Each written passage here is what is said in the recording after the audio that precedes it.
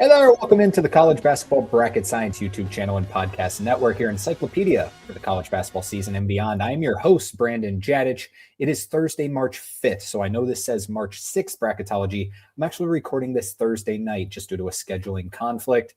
Not able to do the Bracketology show Friday morning, so I'm going to release this Thursday night. Not too much should change. We have Michigan versus Iowa, which by the time you're hearing this, we'll know exactly what that result was.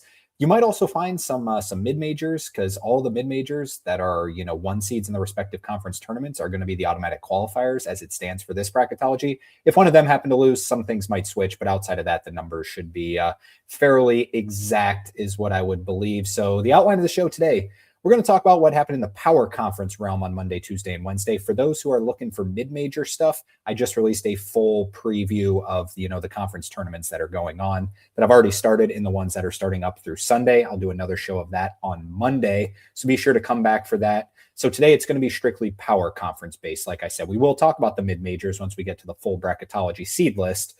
But in terms of just like result stuff and seed line changes, it'll be based on the power conferences. So Monday, Tuesday, Wednesday, then we'll do our full field of 68, 68 team bracketology with our bubble watch. One team notably entered after one of the other teams lost. So we'll talk about that and the games that, the games that just happened. Then to close out the show, we will, of course, just preview this weekend of basketball. Saturday and actually Sunday is the last day of the regular season for college basketball. Then power conference tournaments are going to start, but this Saturday is awesome. We got Duke, North Carolina part 2, yet again, a bunch of other rivalry games. We got the Iron Bowl basketball. So we'll talk about those, preview those just briefly, but the heart of the show is going to be our bracketology full field of 68. Before diving into it, just be sure to hit that like button, subscribe to the show, turn on post notifications. Next week is going to be a live show on Friday, so be sure to come back for that. I'll talk about that more on Monday.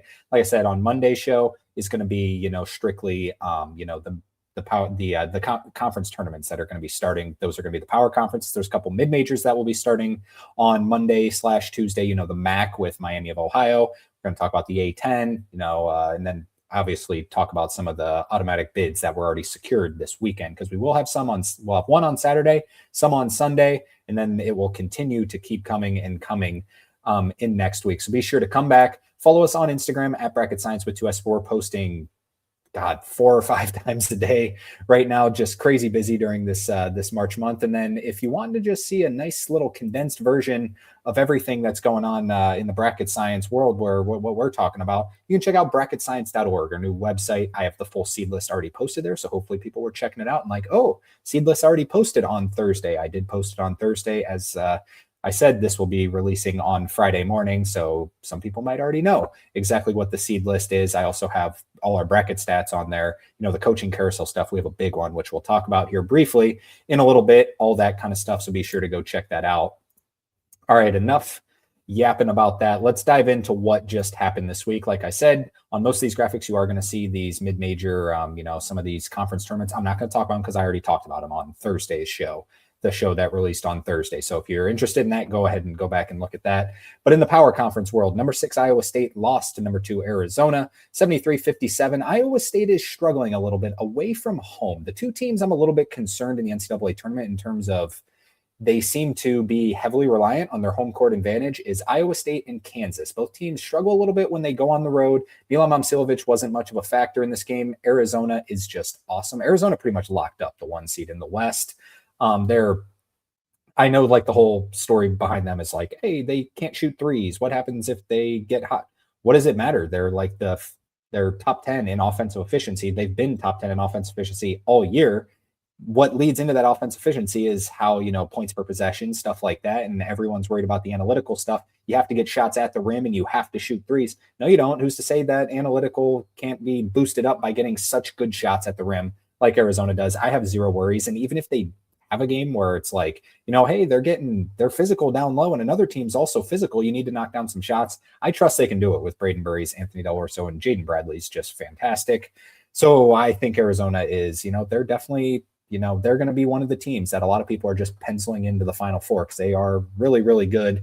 Another team that people are going to be penciling into the Final Four, number 1 Duke, wins at NC State. 93-64. My goodness, Cam Boozer, 26 points, 9 rebounds, just sheer domination. NC State's had a couple of these games where they just get drilled. They just don't match up with Duke.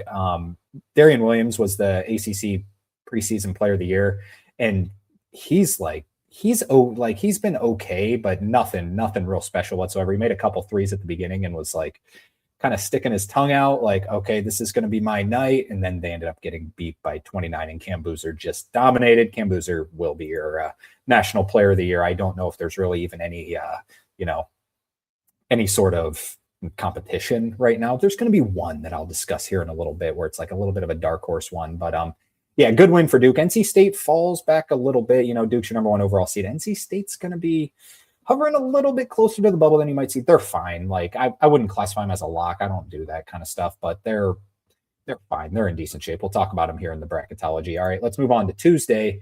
Number 9, Nebraska lost at UCLA 72-52. UCLA playing really good ball in the West Coast. In fact, they're undefeated at Pauley Pavilion this year. They're undefeated at home. So basically, when you're filling out your bracket and you see UCLA on there, if it's in, the central time zone, if it's in Texas or something, think about it. Think about the game. If it's in the East Coast, do not take them to win a game. And if they're in the West Coast, take them to win a game, because that is the difference that this time zone thing with Mick Cronin is actually making. They pick up a big win over Nebraska there. And then TCU wins at number 10, Texas Tech, 73-65. This Texas Tech's first loss without JT Toppin. TCU is really good. Xavier Edmonds had 20 points. 12 rebounds in this game. TCU, this moved them into our last 4 by instead of our last 4 in conversation. So I think TCU, like I said, I don't classify them as locks, but we'll talk about it more in the bubble, but they're in really good shape to make the NCAA tournament. Jamie Dixon, what a fantastic job. You lose a home game, your first game to New Orleans, and since then has been, a pretty solid season for this TCU team. So good stuff there. Number 14, Kansas lost at Arizona State, 70-60. Bill Self was ejected in the first half. Very controversial on whether he should have been ejected or not. I won't speculate too much. Darren Peterson was not good. He had a double-double technically. Actually, 3 players for Kansas had a double-double technically. Peterson, Badunga, and Trey White. But he was only 3 of 18 from the field. Good win for Arizona State, for Bobby Hurley, because I believe this is their last home game, and this will probably be his last home game coaching at Arizona State. Would fully expect them to move on and make a coaching change. Mo Odom was really good in this one, but Arizona State hasn't been terrible this year. It's just hasn't, clicked all the way. All right, number 16, Alabama and Georgia. Georgia gets them 98-88. How about Kanan Catchings in this game? My goodness. 32 points, 7 of 13. I know it says field goal there. Typo, 3 points. 7 of 13 from 3. He had a really, really good game. His best game in a Georgia uniform. Georgia's going to be in the NCAA tournament again. What a job Mike White has done. I picked this team 14th in the SEC in the preseason. The only teams I had worse were South Carolina and LSU. I had Georgia right there. Mike White has done a really good job to get this team. They turned over a lot of pieces. They lost Asa Newell. They lost Silas Demery. They turned, Kanan Catchings into a really good player. Jeremiah Wilkinson's been really good. So credit to Mike White. This has been a really good job. They're going to be in the NCAA tournament. Kentucky and Texas A&M. A&M wins the game 96-85. They went on a 29-3 run in this game. Good for Buckyball. This kind of moved them in, like, you're most likely kind of in the TCU boat where you're going to be in the NCAA tournament unless something drastic happens. So this was a big win for them. I saw, Kentucky fans, it's like as soon as it couldn't have been more than a half hour after this game ended, I just looked on Instagram, and one of the, Big Blue Nation accounts or whatever is like, we need to have a conversation about Mark Pope. It's like, they're just never happy. Like he's without Jalen Lowe. He's without Jaden Quaintance, who were your 2 big portal gets.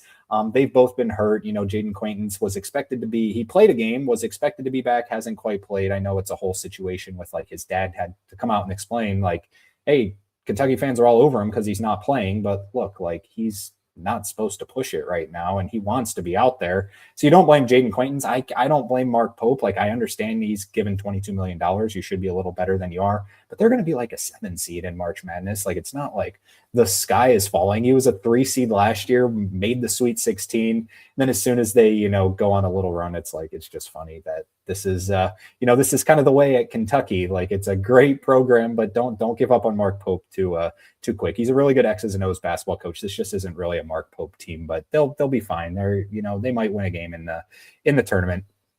Sticking in the SEC, Missouri lost at Oklahoma 80-64. Oklahoma's like pretty solid. Like I've been saying that for a while. Like Oklahoma's a pretty good basketball team. I know they went through a stretch where would they lose 7 or 8 in a row. That's the best team you're ever going to find that loses 7 or 8 games in a row. This is not a bad basketball team, but Missouri couldn't get the job done. Because the only reason I mentioned this one, obviously Missouri's somewhat on the bubble, probably like 9-ish, 10-ish seed range. I can't remember exactly where I have them. I've seen a little bit of talking about, is Porto Mosier going to be back next year? I think he's going to be back. I think he's fine. But yeah, good win for Porter Mosier there to take down Missouri. Moving on to the ACC, number 17, North Carolina holds off Clemson 67-63. This was a really good game all the way through. Luka Bogovac, how about that? 20 points, 6 of 10 from 3. Really good in this one, really stepped up in a big spot. Clemson playing better as of late, but good win here for North Carolina. North Carolina solidified on the 5 line. Clemson like an 8 seed right now. BYU not playing good whatsoever. They lose at Cincinnati 90-68. Cincinnati is playing like over the past month like a top 10 team. Like via barttorvik.com, they're playing like a top 10 team. They're playing really good. Wes Miller has something cooking there. I don't know if, this momentum as of late, if they don't get to the tournament, if that will save his job or if he has to make the tournament to save his job. If he makes the tournament, he's going to save his job. Like they're not going to move on if he makes the tournament. If he doesn't, even with this, good stretch down at the end of the season, I'm not sure what they would do. I'd label it like 50-50, probably lean more towards they would move on just because of the frustration. But hey, they're playing really good right now. West Virginia loses at Kansas State 65-63. You can't have this if you're West Virginia. I didn't quite eliminate West Virginia yet. We'll talk about them in the bubble, but bad loss here. Same bad loss for San Diego State. I know Boise State's not bad. San Diego State just hasn't been that good this year, and that's weird. I thought they were going to be by far the best team in the Mountain West this season. They were not. They lose to Boise State. Utah State has been the best team in the Mountain West this season. However, not in this instance. They lose at UNLV by 27. What in the world? Utah State, we'll talk about them here in a second because the Mountain West standings are just eating each other up right now. Miami of Ohio stayed undefeated with a win over Toledo 74-72. They do it again. They squeak out a close one. Miami of Ohio has 1 game left to finish the season undefeated. It's at their rival, Ohio University. I believe it's on Friday. We're going to preview the game. Then UCF loses at home to Oklahoma State 111-104. UCF suffers a quad 3 loss here. However, Oklahoma State, not a bad team. We know they can really score the ball. Obviously, both teams can score the ball if they're both in triple digits. But Oklahoma State not quite eliminated yet either for an at-large. We'll talk about them once again a little bit in the bubble. Like I said, I'm not going to talk about any of these other mid-major games because I talked about them on the last show, so be sure to go check that out if you haven't. Then on Wednesday, just quickly, number 22, Miami, Florida, 1 at SMU. SMU is in danger territory right now. They are worse off than you might think. We'll talk about them. Number 15, Purdue did win at Northwestern thanks to CJ Cox. My goodness, 27 points, 5 of 8 from 3. Really, really had to step up. I do not think this Purdue team is very dangerous at all right now. Now, I trust Matt Painter, and I trust Matt Painter to figure it out. And if CJ Cox is stepping up like this, but God, you had to have CJ Cox score 27 for the preseason number 1 team to, escape Northwestern. They were down, 9 at half or something. Yeah, I don't think this Purdue team is getting past the Sweet 16 this season. Texas and number 20, Arkansas. Arkansas gave it to them 105-85. Arkansas can really score it. So this is a guy I wanted to know. Darius Acuff Jr., everyone knows him, obviously. 28 points, 13 assists. I think he should be your second pick in terms of, National Player of the Year. It should be Cam Boozer on a tier of itself. I think Darius Acuff's next. I think he's a first-team All-American, and I don't think that's even, arguable. He's been the best point guard in the country. Unless there's someone, you can throw Jeremy Fears in that mix, but I think it's been Darius Acuff. He is on fire lately. He was 4 of 6 from 3 every game. Every big game, he seems to be 5 of 7 from 3, 5 of 9 from 3. Just makes shots, creates for his teammates. He is unbelievable. He's one of those guys that's kind of flying under the radar. There's been a ton of talk about Peterson, obviously with his whole story, Debansa and Boozer and even Nate Ament, who's thankfully did not suffer a horrible knee injury. And, Caleb Wilson suffered the injury. There just hasn't been that much talk about Darius Acuff Jr., and he is unbelievable. Good win there for Arkansas. Arkansas is dangerous. Trayvon Brazile also had 28 points in this game. Ohio State drilled Penn State at Penn State. Penn State is, oh my God, terrible. I watched the first half of this game. I'm I can't watch the second half. This Penn State team is just so bad, but it was credit to Ohio State too. They're playing good basketball right now. This pretty much kind of put them in that TCU Texas A&M boat where it's you're probably going to be in the NCAA tournament. New Mexico loses at home to Colorado State. What in the world? Going into this going into this game, New Mexico was tied atop the standings with Utah State. We just talked about Utah State losing that game at UNLV that they just couldn't lose. And New Mexico's like squarely on the bubble. And then you lose a home game to Colorado State. That's just not something you can do. It's a quad 3 loss. New Mexico now tied for second with San Diego State in the Mountain West standings, just one game behind Utah State. So it's just eating itself up right now. All 3 teams lost. USC lost at Washington. USC is pretty much done. I won't say all the way done, but probably done. Chad Baker-Mazara, not on the team anymore. We talked about it on the last show. Baylor lost at number 7, Houston.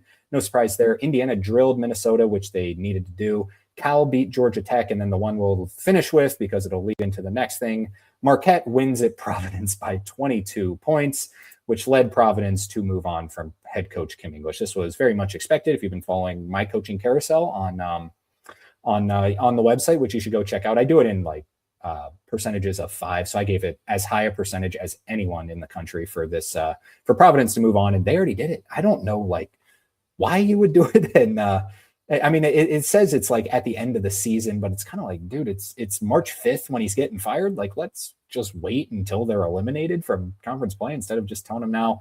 I mean, I guess I understand it. You want to be, the first call for, some of these mid-major guys that are coming up, but it's kind of felt like weird timing. Either do it when they did it with Jerome Tang or do it, I don't know, at the end of the season. But so Providence will have a new head basketball coach next season. Kim English, after this has been a disaster of a season. This team's way too talented to be as bad as they are. Probably, honestly, the right decision.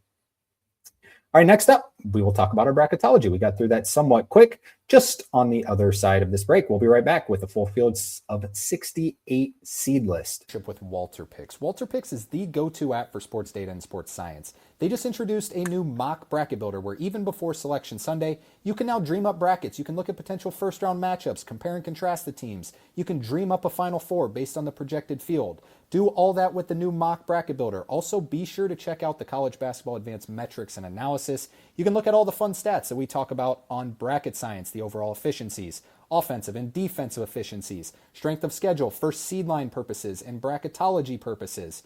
You can also check out the pace that these teams play at for betting purposes. And then, of course, everyone's favorite, what percent of your points come from the 3-point line to take that mid-major over the power conference team. Right now, you can try premium for 14 days, just $5.41 a month for a ton of betting purposes. Be sure to sign up with creator code SCIENCE, SCIENCE. That's code SCIENCE at checkout. Remember, it's WalterPicks. Download the app. All righty, we are back and ready to talk seed list. Here is our full field of 68. As it stands right now, we'll be hovering back and forth with this handy dandy team sheet, which you can find below at bartporvik.com. The link is down below in the description. So let's talk about, like I've said, we talk about these 1 seeds all the time, and it's pretty simple right now who the 1 seeds are. So I'm not going to spend a ton of time talking about them, but I do have some key thoughts in terms of where some of these teams really break off. So if you see your team in maybe this top tier, they're probably not going to fall below this lower tier, which it'll make sense when I get there. So your 1 seeds, it's still Duke, Michigan, Arizona, and UConn. So like I said, Michigan is playing Iowa tonight. So say they were to lose that game at Iowa, I literally just think they would flip with Arizona. I'm pretty sure these top 3 seeds, Duke, Michigan, and Arizona, pretty much all but locked up number 1 seeds. UConn and Florida are close. I got a really good question on our Instagram about, say Florida wins out and say UConn wins out. Does Florida jump UConn? Normally, I would say that there's a pretty good chance. However, UConn does have that head-to-head over Florida. If that game didn't happen, I think yes, because when you look at their resume-based metrics, it is, first off, it's just crazy to say that Florida, which you can find Florida at 4th in the net and UConn at 8th in the net. It's crazy that Florida has climbed so much. Like they were 5-4 at one point. Now they're 5th in wins above bubble, 5th in strength of record, 5th in KPI. And then you find UConn, who's 4th in all of those. So they have a little bit of a boost there. However, like the SEC is much better than the Big East, so those metrics could switch. If Florida wins all the way through, they could end up 4th and say UConn ends up 6th or something. If it wasn't for that head-to-head, I do think Florida would flip with UConn. However, just with that head-to-head. And the only reason I say that is because we saw it in the bracket preview with, that happened on CBS, that the selection committee came out. They gave the last 1 seed to Iowa State at the time over Houston, when Houston had better resume-based metrics and predictive metrics. But what they said is Iowa State just beat Houston. So it's the same thing as I believe would occur with UConn and Florida. So I said, anything's possible, but I do believe UConn would still hold on to that spot. But if UConn loses one game, maybe there's a talk. However, the only thing that's kind of holding Florida back is they have 6 losses compared to UConn having a total of 3. So if that flipped, it would be UConn having 4 losses compared to Florida having 6. Plus they have the head-to-head still. We'll see if that matters. But I would be shocked if Florida ends up flipping with UConn if they both win out, because they are both definitely the best teams in their conferences, especially after what UConn did to St. John's. Houston as your next number 2 seed, they're still just in decent position. I know they lost 3 games in a row, but that was through a very tough schedule. They're 7th across the board in resume-based metrics and an average of 5 in predictive metrics. That puts you as a 2 seed. Michigan State right behind them. Michigan State's close to being the second 2 seed. They're Houston is 7th in KPI, 7th in strength of record, 7th in wins above bubble. Michigan State is 6th in all of those. So you might think, why is Michigan State a little bit behind them?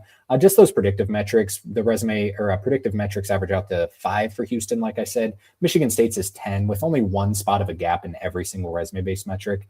I ended up landing on Houston, but if you want to go, and Houston doesn't have any losses outside of quadrant 1. Michigan State does have 1 quad 2 loss. Now I know you're splitting hairs here, and that all goes into the strength of record and wins above bubble. But I landed on Houston, then Michigan State, then Illinois as your last number 2 seed. Just kind of in good position. Resume based metrics are just for like Illinois through Virginia. We'll even include Kansas in that conversation. Illinois through them. All these resume based metrics are really close. You might see these predictive metrics boost a little bit. Boost a little bit more than you might normally see, which is why I do have Illinois right there with an average of 5.7. That's next best after Duke, Michigan, Arizona, Florida, and it's Houston. Florida, Houston, then Illinois.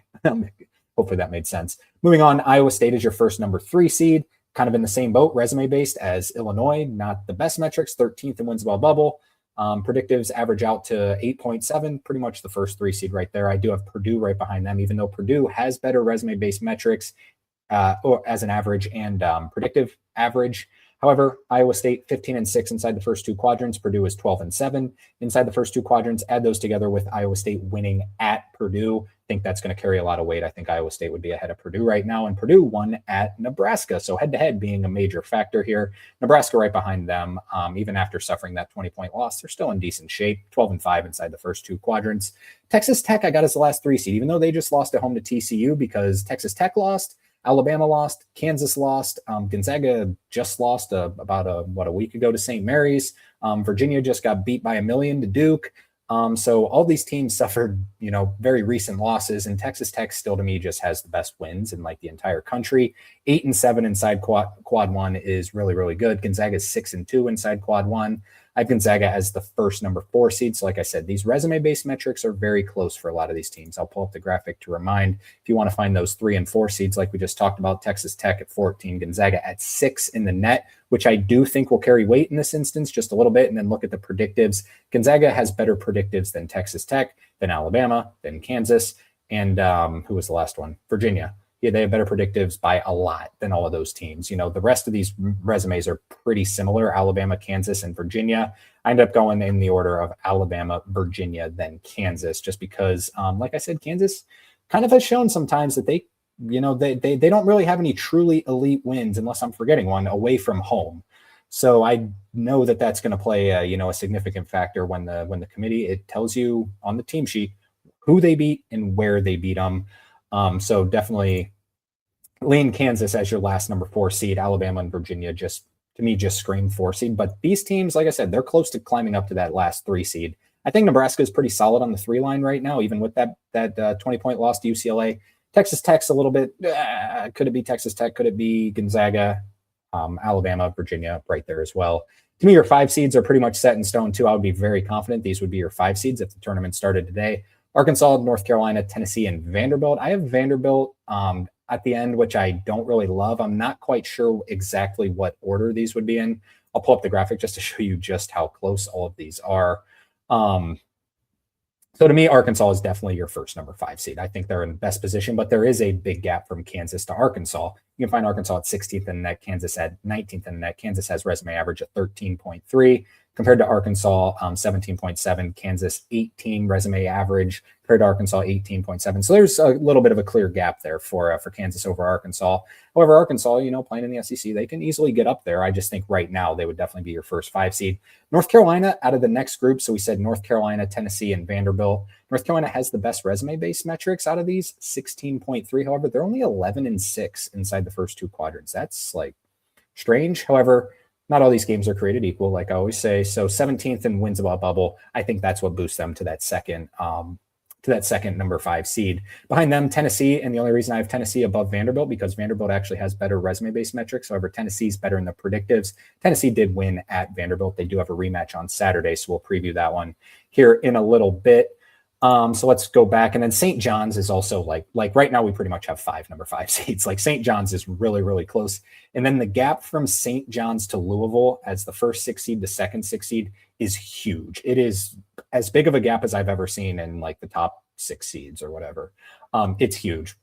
St. John's resume averages out to 19.3. Louisville's averages out to 27.7. That's over 8 spots of a difference. That is a huge gap. Louisville does not have a quad 1A win. They're 0-8 inside a quad 1A. However, their predictives are still good. They're 17th at Ken Pom, 11th in BPI, 14th at Torvik. I would still have them as your next 6 seed. I really, no disrespect to Louisville, I don't think they're really deserving of a 6 seed. I really don't think Wisconsin's deserving of a 6 seed. I really don't think St. Mary's is deserving of a 6 seed. I'm expecting one of these or a couple of these, 6 seeds, 7 seeds, 8 seeds to climb into the 6 seed conversation and really win some games that boost them into there. But to me, these next 6 seeds are up for grabs. So like I said, Louisville, no quad 1A wins. Wisconsin is pretty much only there because of those huge wins that they have. They still have those magnificent winning at Illinois, winning at Michigan, a home win against Michigan State. So they, with the quad 1A wins, I would have them as that next 6 seed. And then St. Mary's, I had as an 8 seed last week. And then most of these teams lost. Like pretty much all of these teams lost. Miami, don't look at Miami, Florida, because I had them as a 9 seed last time. They're up to a 7 seed right now. St. Mary's climbs up because Kentucky loses, BYU loses. Who did Villanova lose to? Oh, they lost to St. John's. Miami, Florida jumped up. Like I said, Utah State also lost, who I had above St. Mary's at the time. Georgia I had behind. I also had Clemson behind, and St. Louis just doesn't have enough elite, games to move the needle. I got St. Mary's as the last 6 seed. I think it's the obvious choice right now because, like with Kentucky's loss, I had Kentucky there. With their loss, they dropped back a little bit.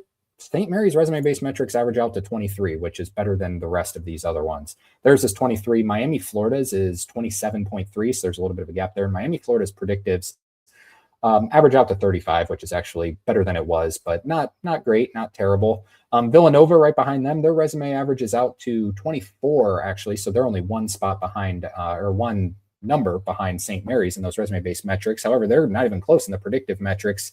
And they also have 0 quad 1A wins, as does actually St. Mary's has 1 because of that Gonzaga game. That's right. So St. Mary's, Miami, Florida, Villanova, BYU behind them. So BYU has 7 in the resume aspect and 28.7 in the predictive aspect, with an outlier of 40th at bartorvik.com. And they've played a really tough schedule. They're 12-10 inside the first 2 quadrants. They have 12 quad 1 plus quad 2 wins. That's pretty good. They're still on the 7 line. I know I've seen or just heard some people talk about how they're going to end up in an 8-9 game.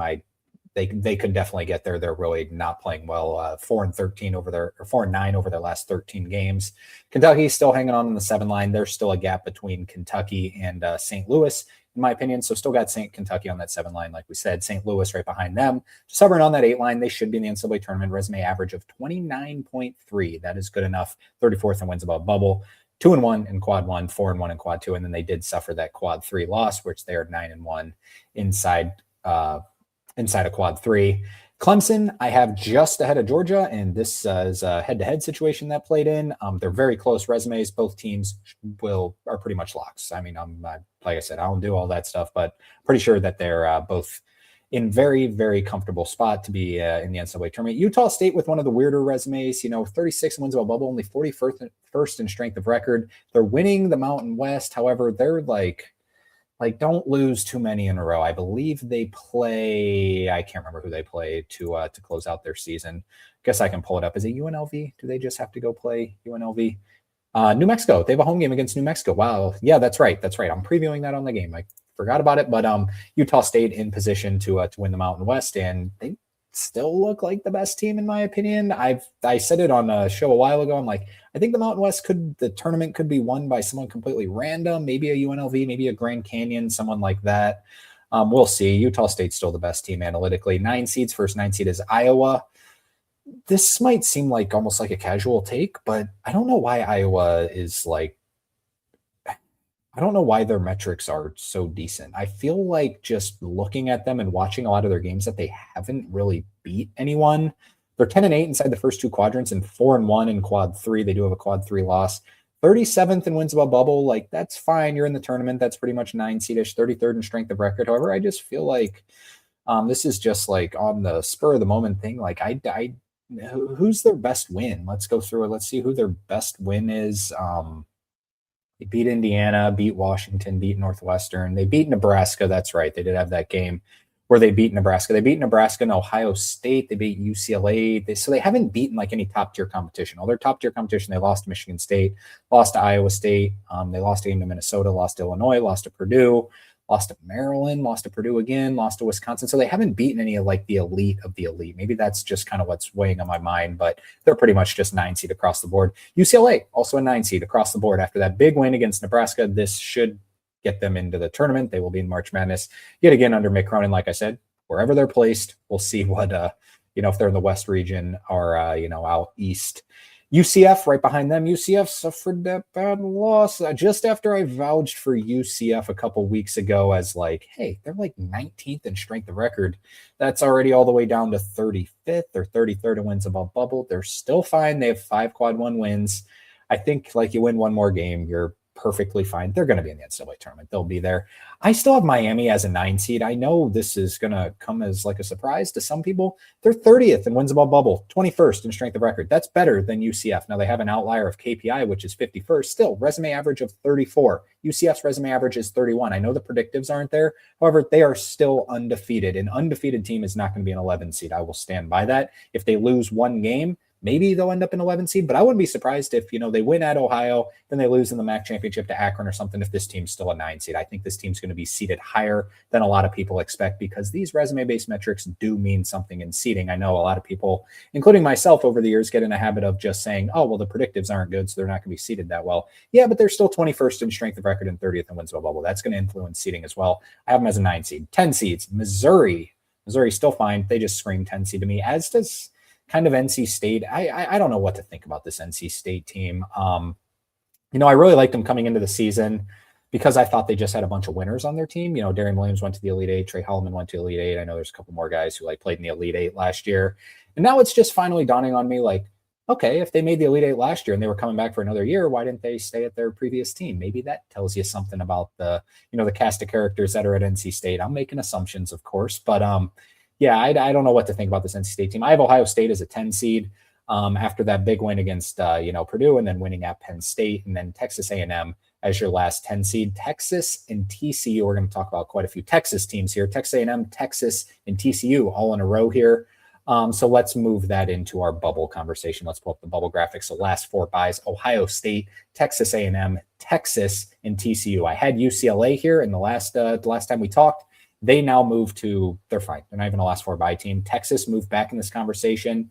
They're actually now behind Texas A&M and Ohio State. Although, did Texas just beat Texas A&M? I forgot to consider that. I'm pretty sure Texas just beat Texas A&M. Let me double check that because this might be one where, hey, you're listening to this on Friday morning. I'm recording this on Thursday night. I'll post this bracketology about noon on Friday. Might be switching Texas and Texas A&M. Yes. Texas A&M just lost at home, but they did beat Texas earlier in the season. Okay, so that's fine. This will be the same graphic.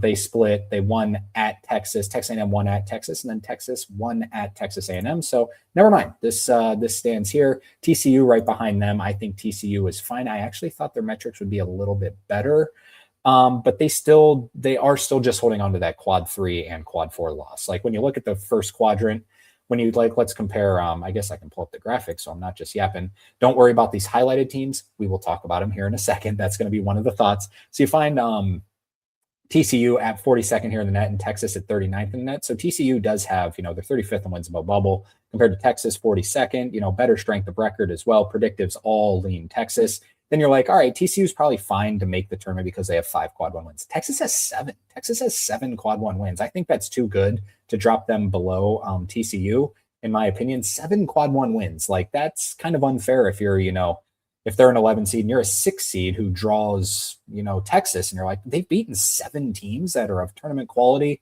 So that's why I do have Texas above them, but could go pretty much in any order for these last couple buys. And now moving into the last 4 in Santa Clara, still fine, just kind of, taking advantage of a very bad bubble, as we seem to say every year. SMU, I have now officially in the bubble conversation. So let's find them here. They're 38th. They're actually in between Indiana, Texas, and Auburn, as you can see here. 46th in wins above bubble, 47th in strength of record. Like I said, you want to be 45 or better to feel decent about your chances of getting in. The bubble's bad, so 46th and 47th is fine. We'll compare them to a couple resumes once we talk about these other teams. 4 and 8 inside quad 1. They have 4 quad 1 wins. Like we just said, Texas has 7. TCU has 5. 4 and 8, only 4 and 3 in quad 2. They're 8 and 11 inside the first 2 quadrants with 0 bad losses outside of that. So nothing too detrimental. I think they're I would give them probably an 80% chance to make the tournament. That's just, kind of how the bubble has separated, because when we move into the next one, I know people aren't going to like it. I have Auburn in the field again, because look at the next team. So Auburn and VCU will be your last 2 teams in. Does Auburn deserve it? No. Does VCU deserve it? I love these mid-majors, and I hope so, but probably not. Indiana sure as hell doesn't deserve it. Virginia Tech is in the same boat as Indiana. New Mexico just can't beat anyone, it seems, right now. I don't even know how they're in the bubble conversation. No disrespect. I love Eric Olin and I love the Pit, love watching New Mexico basketball, but this team is not good enough to make the NCAA tournament, in my opinion. So let's go back and we'll talk about Auburn. So Auburn, VCU, Indiana, Virginia Tech. Remember those. That's why I have these highlighted. These are all highlighted right here.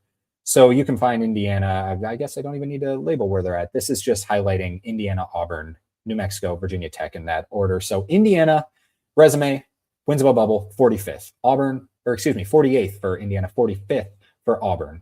Go down to Virginia Tech, 49th. Who'd I skip over? New Mexico, 51st. That all leans Auburn. Strength of record, all leans Auburn. I know I don't like them being in the field either. This is a year we need 2 bid stealers to get Auburn and, VCU. I want there to be a 2-bid A10 at least, or maybe even 3-bid. But just not enough, meat on the bones. So they're VCU's 4 and 7 inside the first 2 quadrants. We'll talk about VCU separately. I just wanted to compare Auburn and Indiana. Let's compare those 2. Auburn at 40th here, Indiana at 37th. Auburn's 4 and 11 in quad 1, which isn't good. Indiana's 2 and 10. First 2 quadrants, Auburn is 8 and 13. Indiana's 5 and 12. Now Auburn does have a quad 3 loss over. They have better strength of record, better wins above bubble. The other ones in the conversation are Virginia Tech. I want Virginia Tech to get in so badly because I don't think Auburn and Indiana deserve to be in, but Virginia Tech really hasn't done anything to move the needle either. They're 2 and 9 inside quad 1. Just like we said, Indiana's 2 and 10. They're 2 and 9, 6 and 2 in quad 2 for 8 and 11 inside the first 2 quadrants, which is better than Indiana's 5 and 12. However, like I said, not all these games are created equal. Indiana's 48th in wins above bubble compared to Virginia Tech 49th. Indiana has 46th in strength of record compared to Virginia Tech 50th. So like we said, Auburn's kind of a tier above Indiana, in my opinion, right now, and Indiana's a tier above Virginia Tech, especially with those predictive metrics, not liking Virginia Tech for an average of 59 there. New Mexico's right behind them. I don't think New Mexico, like I said, I don't know. I'm not going to just keep hating on New Mexico, but they're 55th in strength of record, 51st in wins above bubble, 2 and 5 inside quad 1, 6 and 1 in quad 2. So they're 8 and 6 inside the first 2 quadrants. Remember, the wins above bubble and strength of record metric are a little bit more important than the quadrants, at least in my opinion. And they do have 2 quad 3 losses. They have 2 bad losses as well. One just happened, that game against Colorado State. So I think this would be the order, and I think it kind of just makes sense right now. This would be the order. Now, where does VCU fit into this? I'm not 100% sure, but in terms of those 4 teams, I think would go Auburn, Indiana, Virginia Tech, then up next would be New Mexico. So where's VCU fit in? They're just kind of in the middle of all of it. 45th in strength of record, 44th in wins above bubble. Predictives are, pretty much the same across the board. They're only 4 and 7 inside the first 2 quadrants. However, nothing bad outside of the first 2 quadrants, no losses. So VCU just wants it, kind of like Santa Clara, just taking advantage of a really bad bubble. I think they would be in right now. Bart Torvik, as you can see, he has him as an 11 right now. He would also have them in. I think that just like Indiana doesn't deserve it right now with the they're 5-12 inside the first two quadrants. For VCU's not great at 4-7. They had a lot more opportunities and only one more win. So it's it's really close with the VCU side of things, but there was no way I was putting Auburn and Indiana as the last two teams in. I got it Auburn, VCU, then Indiana, Virginia Tech, New Mexico. We haven't talked about Cal. So Cal up next. I actually have an updated version of this graphic that I just did. I don't know why I'm looking at the wrong graphic here, but we haven't quite gotten to the the meat of the next four out, because there was a team that I actually forgot to include in here. So let me just be sure to pull up that graphic. Actually, this is the one that we're looking for right here. Enter the stage, Oklahoma State. There we are. Because I had Oklahoma State, or I filled out this graphic and then forgot to look at Oklahoma State, because there's always teams that I just like to consider and then put them on here and then look at the in terms of the order of the resume based metrics. And I made the graphic too prematurely, so sorry about that. But this is all still until California. So California, you wouldn't even find on that graphic I just showed you, because they're actually outside the top 60 in the net. But they have a resume average of 50, which is fine. 47th in wins above bubble, 49th in strength of record.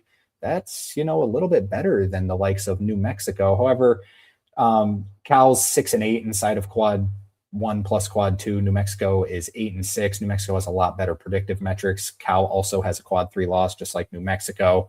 So you're splitting hairs there, but I did end up going New Mexico, then Cal, then Cincinnati. I got right behind them. I posted on our story the other day that they're kind of just lurking. They're not completely dead yet. Let's find them on here. And they're climbing in the analytical ranks. They're 44th, 58th in wins above bubble. That's not getting you in. 56th in strength of record. However, all committees are different. Will this committee just look and say, Cincinnati's played like a top 10 team over the last month. We want the best 68 teams in this tournament. Let's give it to Cincinnati. I'm not even going to argue that. The other one I want to say that with is West Virginia, which you actually won't find on here because they're 62nd in the net, and I have them in the next four out, but not dead. What if the committee was just like, hey, none of these bubble teams deserve it. Auburn doesn't deserve it. West Virginia has 5 quad 1 wins. Let's just give it to them. West Virginia's metrics aren't quite there. 70th in wins above bubble, 69th in strength of record. But if they were to bring that into the 50s or so, then they're just like, hey, they end the season with 7 quad 1 wins. So like, this team has 7 quad 1 wins. They have to be in. I'm not even going to 100% argue that.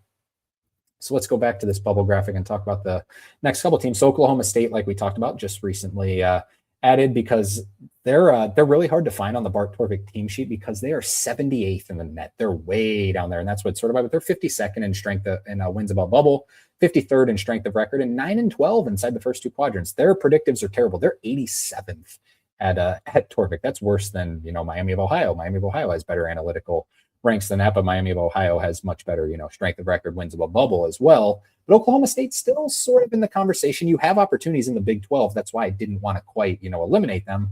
If you pick off an Arizona in the Big 12 tournament or something, like, you still got a chance. San Diego State, I don't know if they have much of a chance. This team's been disappointing. I had a lot of bets on San Diego State to win the Mountain West because I thought it was 100% them. They're 67th in strength of record right now, 7-9 inside the first two quadrants. I don't know if there's even a path for them to really get there playing in the Mountain West. Then Seton Hall to round it out.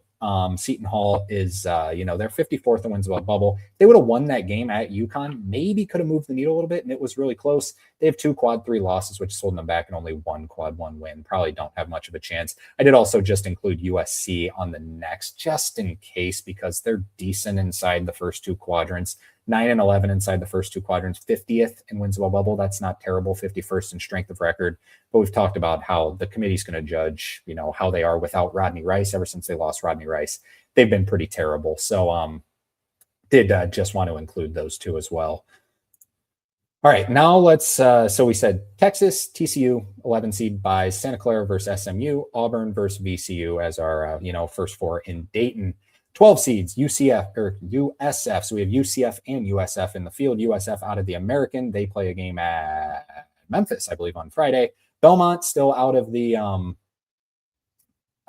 Missouri Valley. So the Missouri Valley is, I believe did it start today or started yesterday? Can't even remember. But Belmont is like 53rd in wins above bubble, 52nd in strength of record. Someone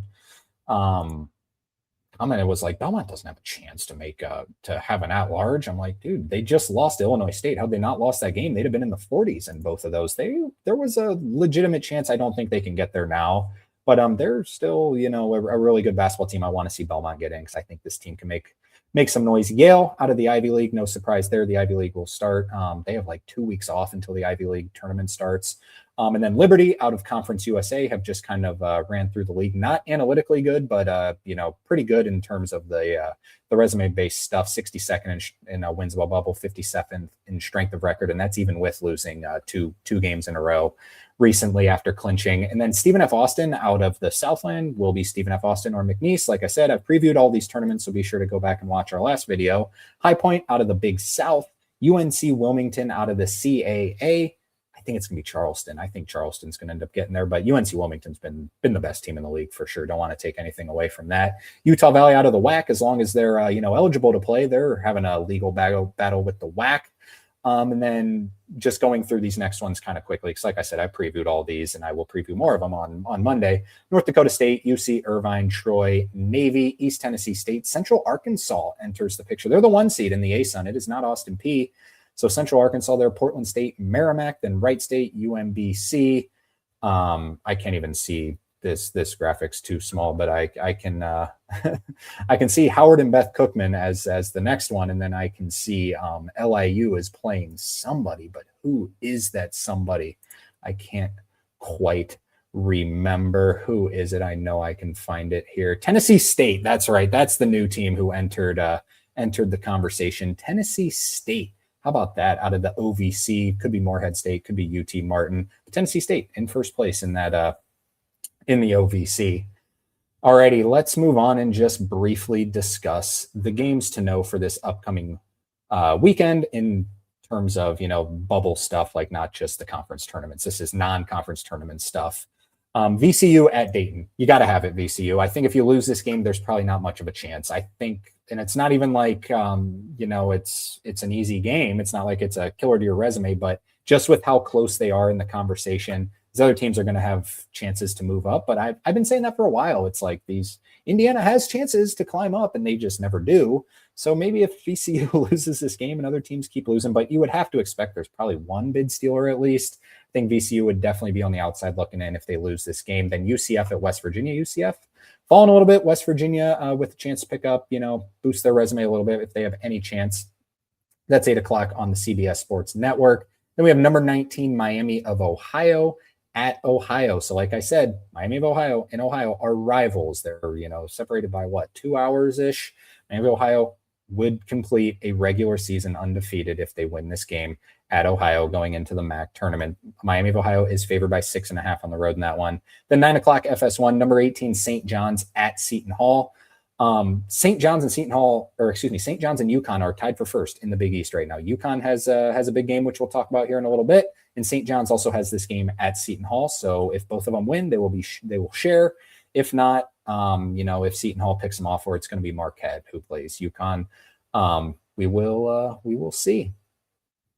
Alrighty, let's move on and talk about Saturday. These are the must-watch matchups. So I have 2 graphics for Saturday. The must-watch matchups in the under-the-radar games. Virginia Tech at number 13, Virginia. Virginia Tech, you got an opportunity. They already beat Virginia early in the season, and I know that's on Virginia's minds. Virginia's coming off a loss. Pretty good spot here. They're favored by 12. This one's at noon on the CW. Random ACC game on the CW. Number 20, Arkansas at Missouri. Missouri, you win this game, you're obviously a lock. You're probably already a lock, but if you win this game, you're in. Arkansas and Darius Acuff favored by 4 on the road. That's 12 o'clock ESPN. Arkansas also a quad 1 win opportunity here. Could boost them into that protected top 4 seeds. 2 o'clock ESPN, as promised. Number 24, Vanderbilt, and number 23, Tennessee, in the battle of the state of Tennessee. Tennessee's favored by 4 at home in that one. They beat Vanderbilt at Vanderbilt by 4 earlier in the season. I heard it's questionable whether Nate Amen is able to come back for this game or not, so keep an eye on that. 2 o'clock ESPN new, Louisville at number 22, Miami, Florida. Miami, Florida, now ranked, but Louisville is even favored by 1 on the road. Like I said, the analytics like them, just haven't picked up any of those real quad 1A wins yet.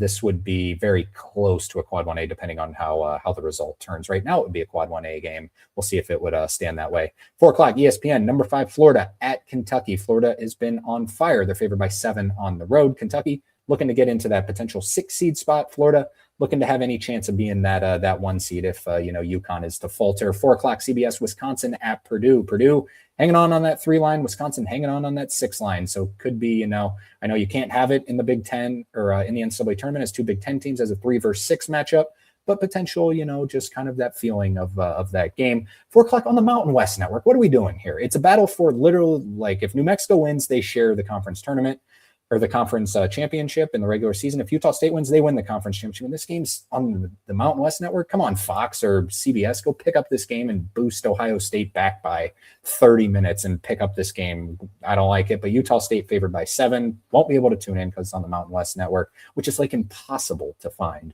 5:30 on Fox, Indiana and Ohio State. As promised, Ohio State in good shape. Indiana, you got to have it. If you win this game, might boost you into the field, would be a huge, huge win for Indiana, but Ohio State's favored at home by 5. 6:30 ESPN, number 17, North Carolina and Duke, the best rivalry in all of college basketball.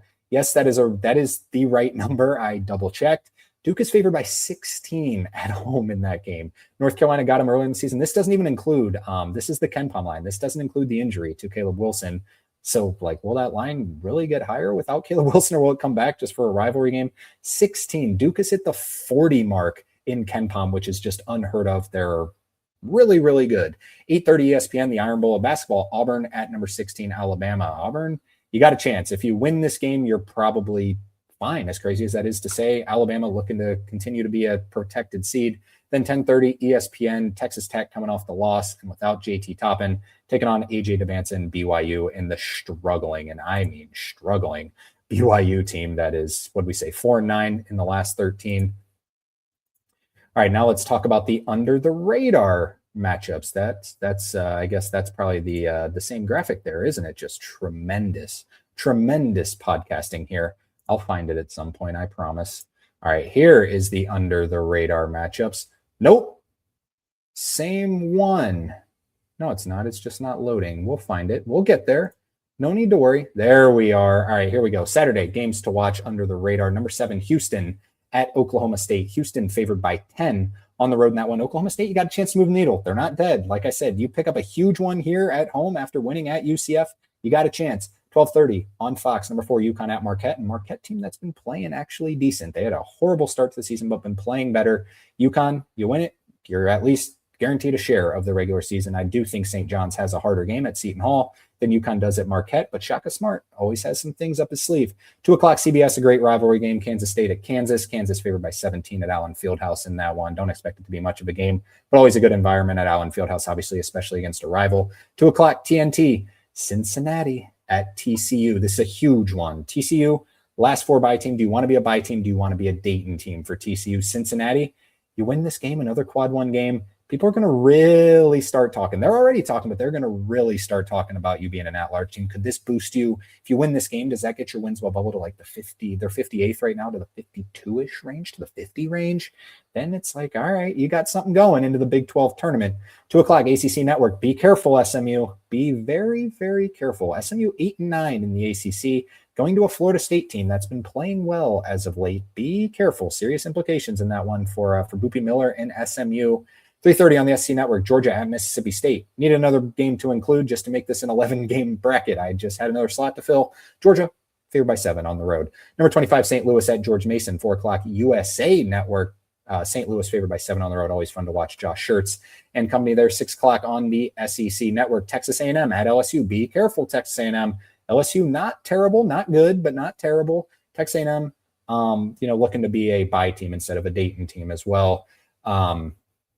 Up next on the SEC Network, Oklahoma at Texas. Red River rivalry game. Texas favored by 6 at home in that game. Like I said, Oklahoma no slouch, but Texas, you need to rack up some of these wins. 9:00 FS1, another rivalry game. I wanted to include this on the first graphic, but like I said, I only had 11 spots on that one.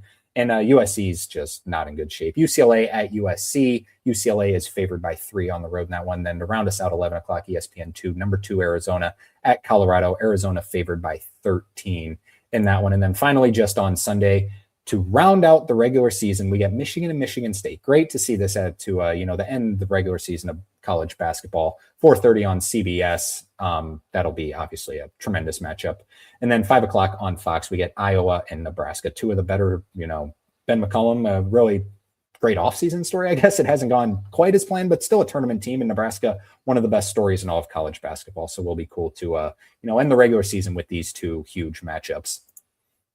All right, that's going to do it for the show today. Kept it under an hour, just talking some bracketology. Hopefully everyone enjoyed. Be sure to hit that like button before heading out, subscribe to the show, and follow us on Instagram at Bracket Science with 2 S's, like I said. And then be sure to go check out that website, bracketscience.org. Check out all the coaching carousel stuff that's going on. I'll be back on Monday to talk the preview the power conference tournaments, along with some of those other mid-major ones. We'll also talk about the automatic bids that are guaranteed this weekend. The OVC going to come on Saturday, with more to come on Sunday. So we'll talk about all those. Go back and watch our last show talking about the mid-major, previewing the mid-major conference tournaments. Although, everything's going to change here in a second. Hopefully too much doesn't change with this bracketology, as games are going on right now. Drake and SIU, I believe, are playing in like an absolute bloodbath right now. So I'm going to turn this off. Go check that out. Everyone enjoy this weekend of college basketball. Talk to you again on Monday. Till then, take care.